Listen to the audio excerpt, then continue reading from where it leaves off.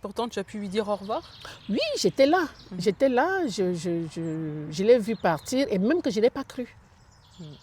C'est-à-dire que j'étais convaincue que ma mère allait se relever de là où elle était. Ouais.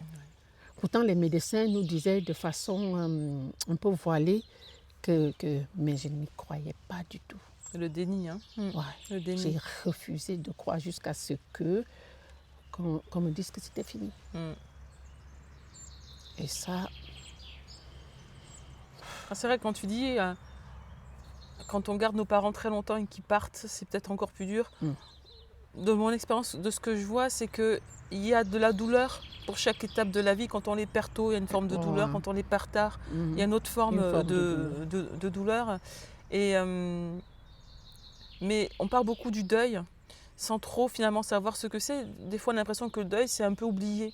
Mais le deuil, c'est déjà d'arriver à considérer que la personne, quand elle était là, elle faisait partie de notre vie, elle faisait partie de Mhm. nos habitudes. Donc c'est un peu comme si dans notre système de fonctionnement, cette personne, en fait, hop, elle sort du système. Donc du coup, le système, il ne peut plus fonctionner Surtout quand comme avant. c'était comme un pilier, quoi. En plus, quand c'était un pilier. Mm.